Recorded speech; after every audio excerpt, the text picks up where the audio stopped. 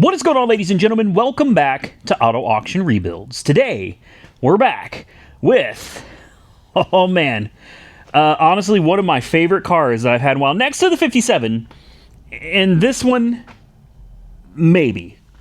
This one right here has become just a real favorite of mine, and part of that is probably because I can't figure out what's wrong with it. This one has me stumped. This one is actually challenging. I've had a lot of helpful comments from several of you folks out there, so I want to thank you for dropping your comments and trying to help me out. I'm going to tell you what we're going to do in this video. I'm going to try to keep it brief. Number one, I've got some information that I want to get off the motor so we can find out like exactly what this engine is. It is a 427. That much I have already figured out. It's a legit 427. We have the winter circle mark on the intake manifold. This is a high dollar intake. I'm going to tell you right now, I've already got the numbers on the heads. Those are high dollar heads. I've got the number off the block. And I'm going to tell you right now, the block ain't cheap neither, guys. But there's a pad behind this alternator that I can't see. And I'm going to need to scrape that clean. So we're going to pull the alternator. And we're going to see what that number is down there, because that's going to give us more information on this engine. We're going to pull the valve covers, and I'm going to attempt to get a borescope down in there. I'm going to feel by hand valve lash to see if we've got any rocker arms that are way too loose. If they are, we can tighten them up a little bit, just barely snug them up. And then I'd like to get my borescope in here and try to find out if this thing has solid lifters or hydraulic lifters. I don't know if we're going to be able to figure that out in this video, but I would like to, because if it has hydraulic lifters, that means the valve lash should be set to 0, because the hydraulic lifters do the adjusting on the valve lash.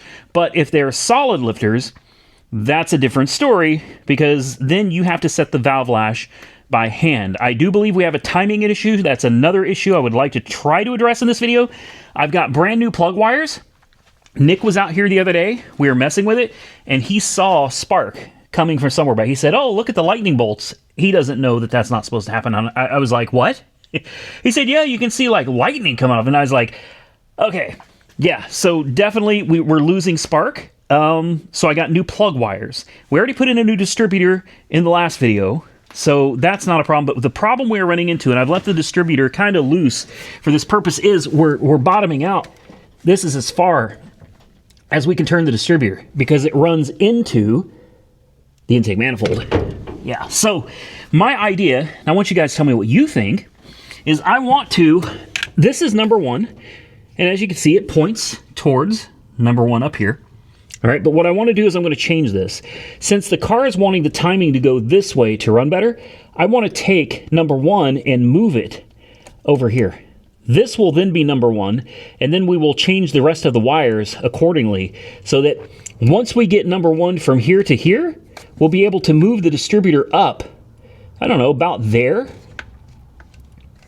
or so, and that will give us a lot more room for adjustment.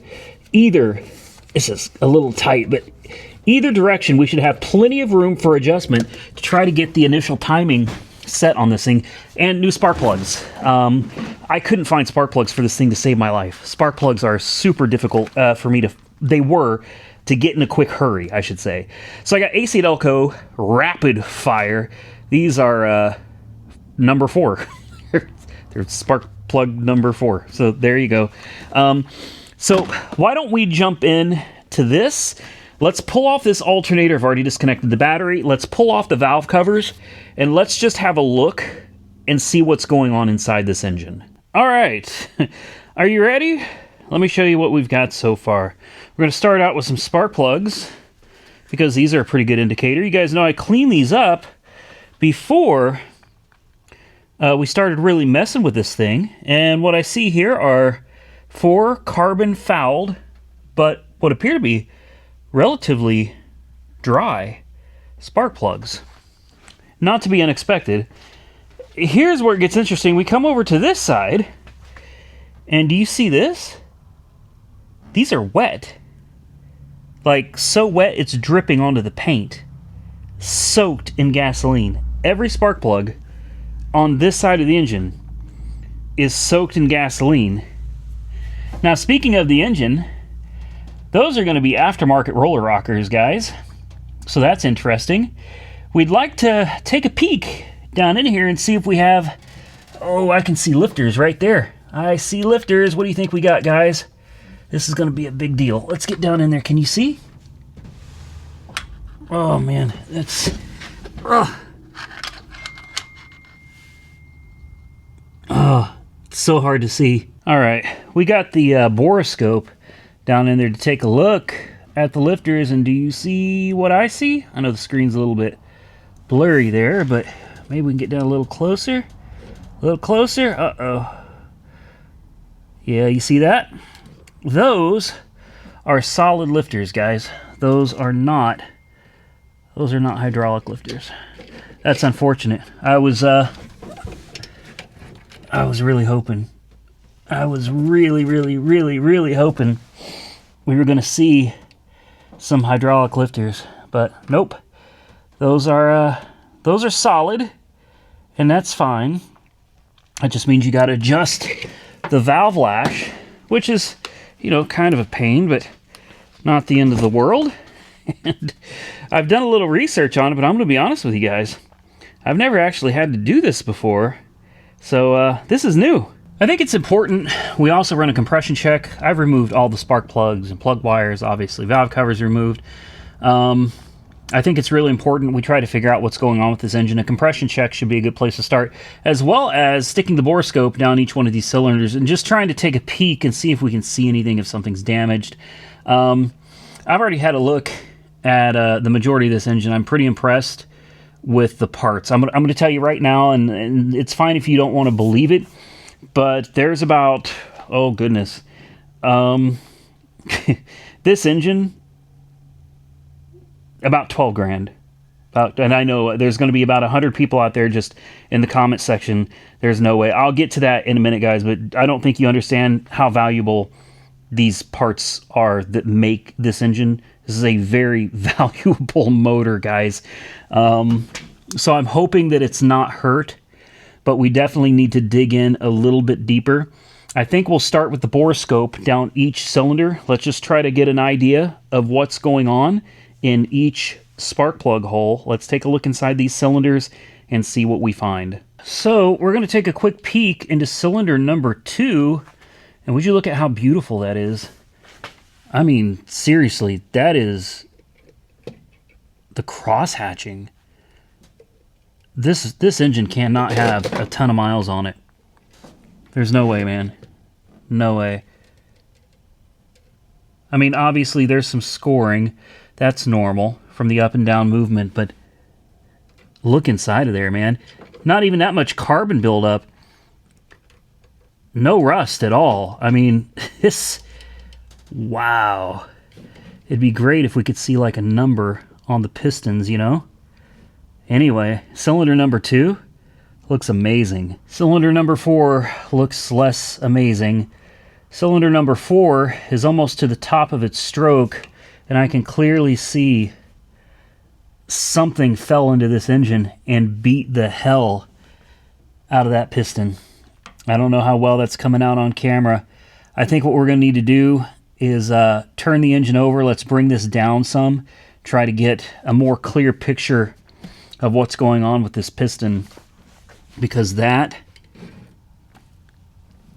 yeah, man, that boy, that doesn't look good. All right, we got the piston down. You can clearly see those marks. They don't look nearly as bad as I thought they were to begin with.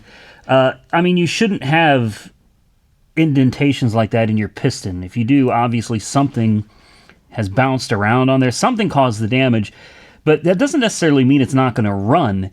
I don't see any edges on this piston that look like they've been damaged, like maybe a ring landing came undone or something. I mean, everything's still, from what I can see. Yeah, it looks pretty good. Even the cylinder walls look to be in great shape. But yeah, there's definitely something going on the top of that piston there. Definitely some wear. But the cylinder walls look fine. That's my biggest concern. The cylinder walls look fine, and the damage to that piston is not nearly... Come on, I'm trying to get you down in there where you can see a little better. It's not nearly as bad as I thought it was. So, everything looks normal so far. Let's go on to number 6. So the first thing I notice about number 6 is we have a valve open. I'm assuming that's an intake valve. Yeah, that's an intake valve. And I also noticed the piston has gasoline. It's soaked. Soaked in the whole piston. Absolutely soaked in gasoline. You know, we could have a valve problem here. I wouldn't be surprised if we've got valve lash not adjusted properly. That really wouldn't surprise me. And we're not getting combustion. It almost seems like the entire passenger side of the engine is flooding. So give me a second. Let me bump the starter. Let's bring number 6 down to the bottom. And with a quick bump of the starter, piston is down at the bottom where it's supposed to be.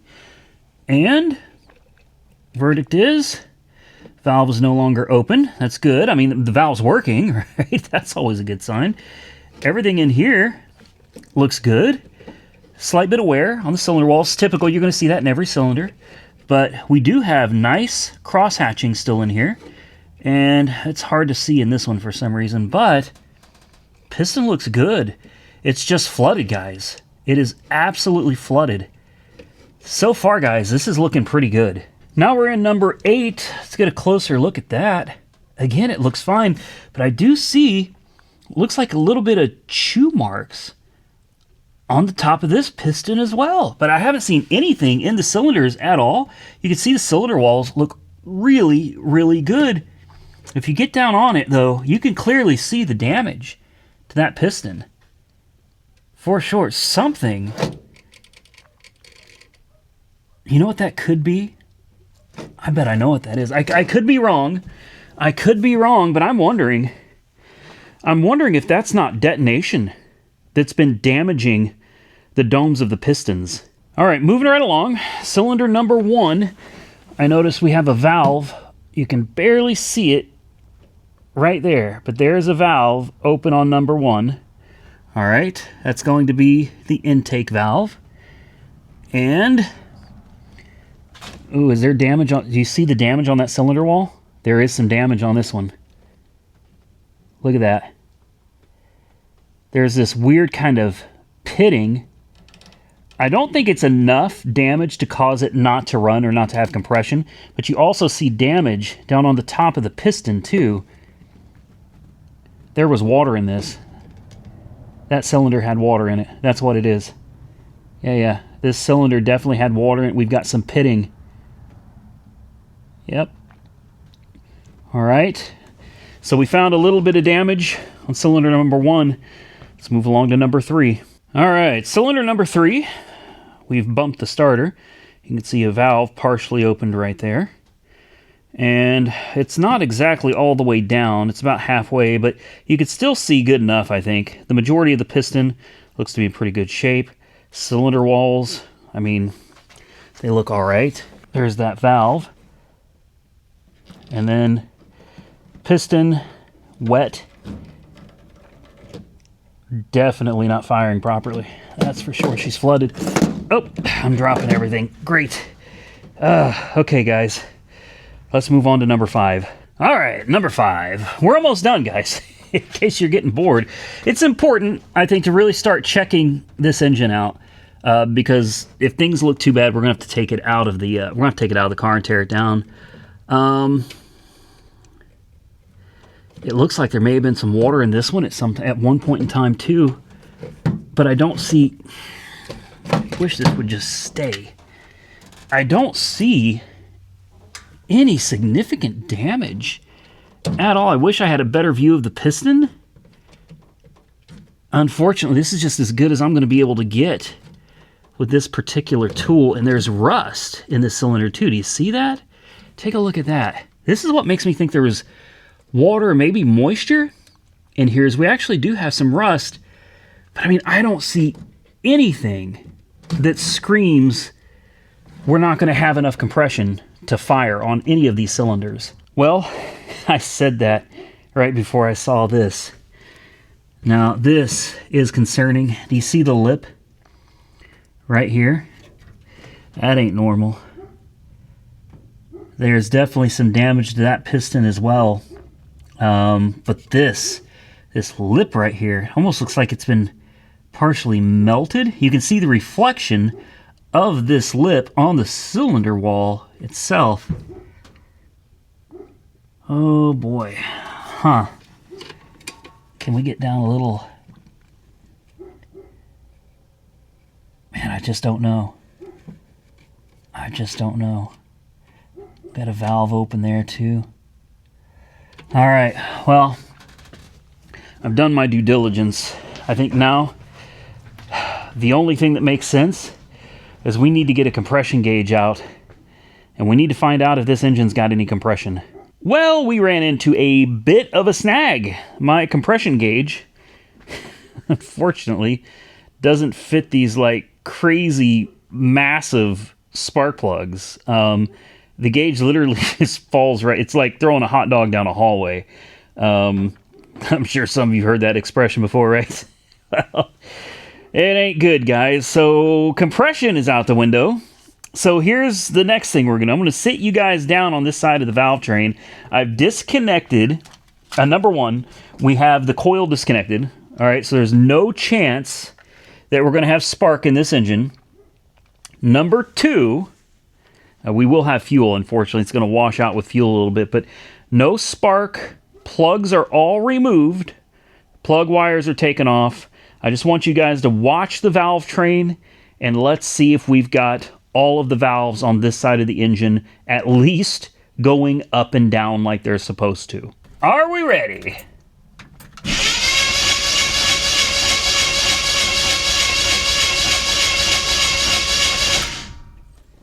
All right. I couldn't see anything, so I'm going to have to review the footage. Let's move you guys on over to the driver's side, and let's see what's going on over there. This side's probably going to be a little more difficult for you to see, but this is the very first rocker, and this is the very last rocker. I'm pretty sure you can see all of them, so just keep your eyes on it. And let's see if we've got movement on all of these bad boys.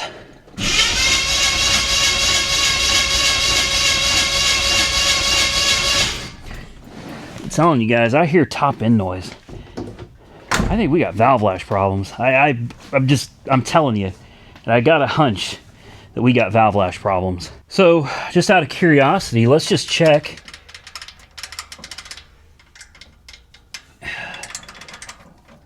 Two for two. This one's tight. That one's tight. That one's tight. This one's loose. Spins freely, loose, spins freely, loose. Yeah, I don't know about that, guys. I don't know about that at all. Let's come over here to this side. Loose, push rod spins freely, tight, obviously tight, loose, push rod spins freely, loose, spins freely, and tight, tight and loose. Push rod spins freely. All right, guys. Throw me some ideas in the comment section, because honestly, this is stressing me out. All right, so why don't we dig into some of these engine codes that I pulled real quick, and let me tell you what I found and why I think this engine's around $12,000. I mean, even not running. So on the intake manifold, we have a code of 3885069. That is for 396 or 427, the Winter's Mark intake manifold. On eBay, guys, in crappy condition, $600 to $1,000 easily. And that's not the best part. The cylinder heads have part number 3919840. Those are on the L71, L72, L78. Those cylinder heads, $2,200. Found them on eBay. The block, this is probably the best part of all. The block casting number is 3916321, and it comes back, if I remember correctly, as a 1968 427. And I found the bare block on eBay, just the block, no rotating assembly. $8,500 for the block. That's crazy. Now, let's get to the cowl tag. The cowl tag shows that this is a 66-16437, which is a 66 Impala 2-door sport coupe. Then we have an 01C, which should be third week of January, ST, I think, is Quebec. I could be wrong. Then we have a TR-814L, which should be black vinyl interior, and I think that means it has headrests as well. The paint code is TT, which should be sandalwood, I think, tan poly. And then one of you guys sent me an email, and you did the VIN decoding for me, and let me tell you what that says. So I got the paper in my hand so I don't get it mixed up, but it says Chevrolet 64 Impala V8. That's not what I got. I got 66. Two-door sport coupe. That's exactly what I got. But then it says 66 model year. I don't know. Built in Wilmington, Delaware.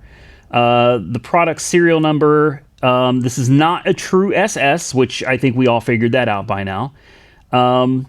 It says the 01C was built in the third week of January, which is what I got. Built in Wilmington. Body serial number, and then the color is sandalwood tan, which we got that. The 814 is black vinyl interior. L, now this is where I may have been mistaken, but L on this shows that it's a 4-speed wide ratio transmission, which if you remember right, there is a clutch pedal in this car that looks like it was here from the factory. So that is pretty cool that this would have been a wide ratio. Now the interesting thing is, it doesn't mean that this came necessarily with a 427 under the hood. In fact, I don't even think you could get a 427, because when I look this car up for parts on AutoZone or any other parts website, when I put in a 66 Impala, it asks me if it has a 7-liter 427. So they did have them, but I'm not sure that this car came with it. Could have been like a small block 283, maybe a 396, possibly a 427. I don't know. But the wide ratio manual transmission, they did not offer. This is the fun part. This car would not have been offered with an automatic transmission with a 427. Back in the day, there was not an automatic transmission that they would mount up to the 427, just couldn't handle it. So they all had manual transmissions, which does make me wonder, maybe this car could have been originally a 427. Fact of the matter is, we'll never know. Now, there is supposed to be stampings on the pad that should tell us everything we want to know about this car. So let's first be smart and disconnect the negative battery cable. Now let's pull the alternator out of the way here. Give us some room. Now let's get us a little light down here, and let's see what the pad says, because this will give us everything. Uh-oh. Do you see that? There's nothing on the pad. Now, in case you can't see it, let me slap a picture up here for you. Yeah, the pad doesn't show anything. It looks like there's like the remnants of a C stamped it, so I don't know if maybe it had been ground down. Why you do that, I don't know. I don't know. At the end of the day, we don't know. What we know is that it's got some high dollar parts, from the intake manifold being a factory GM part, cylinder heads, factory GM part, very expensive heads, an expensive intake manifold. Unfortunately, the rest of it, we just don't know very much about. What we do know is that it does not run at all. We do not know if we have compression in all the cylinders. Dang it, stop. Okay. I need to stop, is what it is. It's getting late in the day, and I'm going to start making mistakes. I would like to know more about this car, so if any of you have any information, I would be more than happy to read your emails or read your comments. If you drop a comment down below, send me an email, autoauctionrebuilds@gmail.com.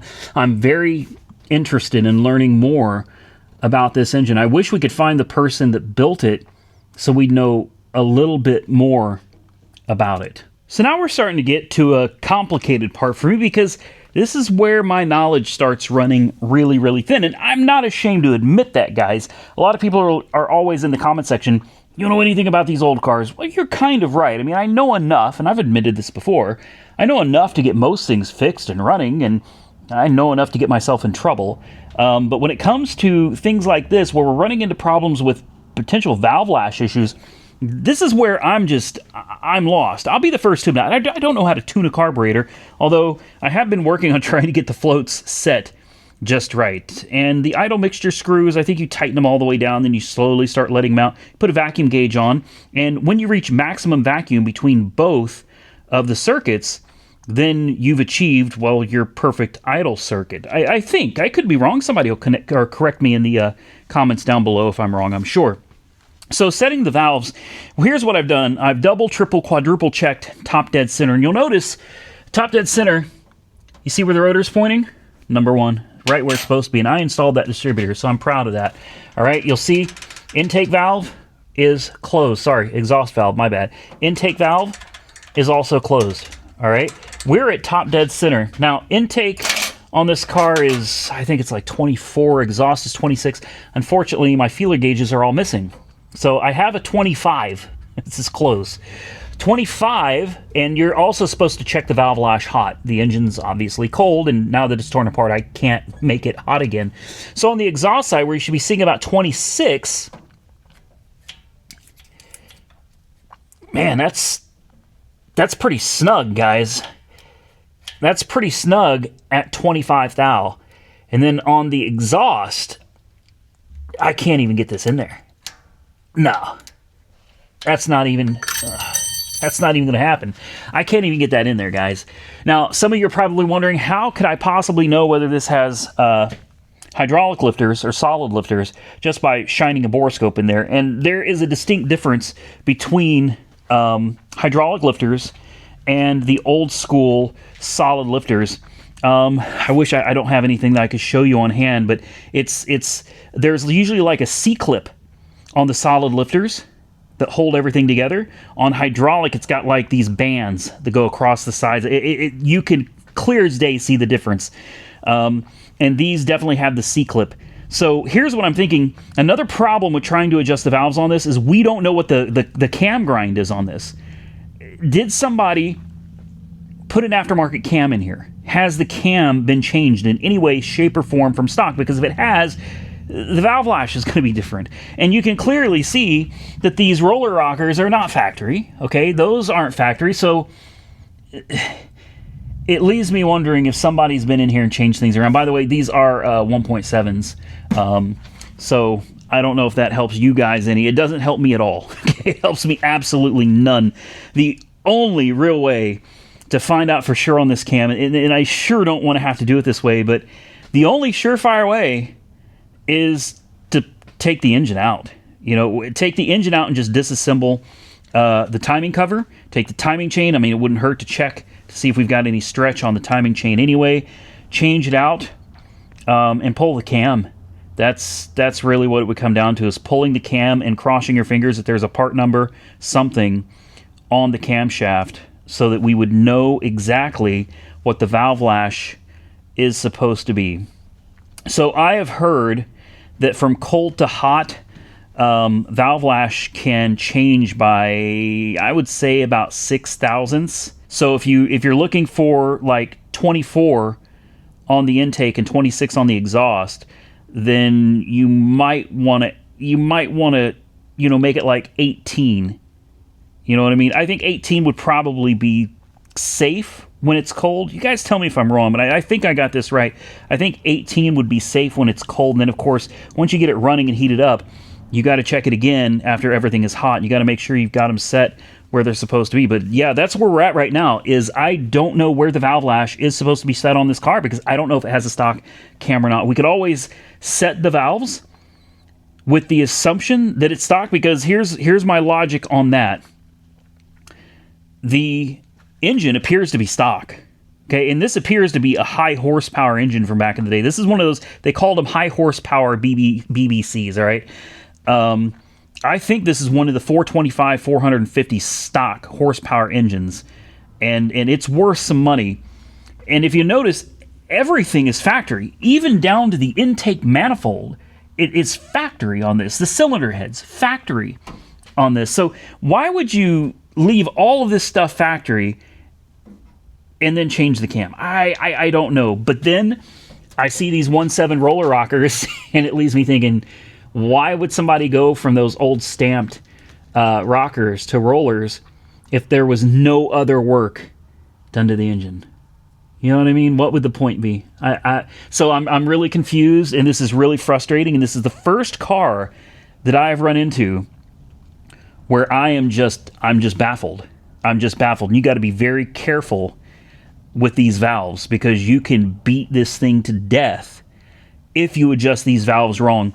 Now, one of the things that I'm almost certain of is that I hear valve train noise, and I can hear pinging coming out of the exhaust. We know she's not running right. I just ordered another compression gauge, because the one I have does not fit this engine. So I've got one with a whole bunch of adapters that should fit this engine. We're going to come back in another video, and we're going to do a compression check, and we're going to find out if we've got any cylinders that don't have compression. So for now, I'm going to end the video, and I'm going to leave it sitting here at top dead center where it should be, so that we can come back and easily just jump back into this again. This may be something where I need to call Santa's workshop and get him over here and see what he thinks. I mean, setting the valves is really not as complicated as a lot of people think it is. It's not that difficult. Now that I've got it on top dead center, you can adjust. I've got a chart in here, but you can adjust half of the valves where it's at right now, and then you bring number 6 to top dead center, and you adjust the other half of the valves, and you're done. You don't have to do it like 16 times, a quarter. I think that's what it is. You used to change it a quarter, rotate it a quarter at a time, 16 times. No, you can literally adjust half of them now, 6 at top dead center, and adjust the other half. So it's really not that big of a deal. A feeler gauge or two at the proper thickness is all you need. So I'm open to any comments or suggestions that you guys have below. I think that's going to be it for this video, though, guys. I'm happy to report that it looks like the engine is healthy inside. We'll find out more when we come back with a compression gauge, hopefully some feeler gauges. We can try to adjust these valves and then start putting everything back together with new spark plugs, new plug wires, and like I told you before, because that vacuum advance is crashing in to the intake manifold, I am going to move number 1 back to number 2, and then we're going to pretend like it's normal with number 1 on number 2 and just go around and put the spark plug wires back on. That should give us enough room to advance and retard the distributor as needed to try to get the timing set. And I don't even know what the base timing is supposed to be on this. I'm assuming it's probably around 14-16 degrees. You guys can comment on that as well. With that, guys, I think I'm done. It's been a long day, and I'm ready to get out of here. So I have no problem admitting that I'm wrong on something when I find out I'm wrong, and I also have no problem admitting when I don't know the answer to something. I'm not one of those guys where it's like, I know everything. No, there's a lot that I don't know, and the reason for that, when it comes to these old school cars, I didn't grow up around them. Guys, I was born in 1980. I'm 45 years old. The cars that I really know how to work on are the cars from the 80s and the 90s and the 2000s. This old school stuff, I know enough. I get most of them running. It's not like I can't tear the engine down or I can't do head gaskets or whatever. I can do most of the things that need to be done, but there's definitely, and this car is proof of that, there's definitely some shortcomings that I have with these old school cars, and you guys are seeing it right here, and I'm happy to share it with you. Maybe you'll learn something along the way, and who knows, one of you out there may be watching and you're like, man, I know what it is, Randy, this. Hey, I'll be happy to share that with you guys if we get it figured out. I'm crossing my fingers that we can save this engine. I don't believe that it's dead. What's interesting, I should have had the camera rolling earlier, but I had to bring it up into the garage. Guys, my fiance, she's out front sitting on the porch, and this thing runs bad. Okay, I'm serious. This thing runs bad, like super bad. Well, that's until you get into the throttle. All right. It's sitting there in the drive, just hacking everywhere. And I was like, all right. So I did this in my driveway, by the way. I did not go into the street and do this, but in my driveway, I threw her in first. Remember, this is a reverse manual valve body, so it doesn't shift. You've got to shift it yourself. I got her in first gear, man, and she's just coughing and chugging, and then I just stomp on the gas. Oh my God. Listen to me. This car woke up. I mean, when I, on that gas pedal, she lit. And by the way, I'm happy to report both back tires left some really nice marks down the road there. It's really impressive. Honestly, as bad as it's running, when you hit that gas pedal, boy, she She gets it. And I already know what you're thinking. I can see the comments coming in right now. How do you know that it's actually running like it's supposed to? And it's not just the cam. No, guys. No. I mean, I've heard some nasty cams in my day. This car will not idle unless... Well, I mean, I've got it to where it's starting to idle now. It will idle. Sometimes it'll be up in like 2,500 RPM range idling. Then there's other times it seems like it's idling around 1,200. It does not it will not idle at low RPMs. It won't do it. And yes, that could have something to do with the cam. It could be a lack of vacuum. It's hard to say because I don't know anything about this engine, the build on it. It may even be stock, and somebody just threw some roller rockers on it. Oh, before I go, there is something else I wanted to show you on this engine. And that was on these roller rockers. You'll notice there's some rust on them.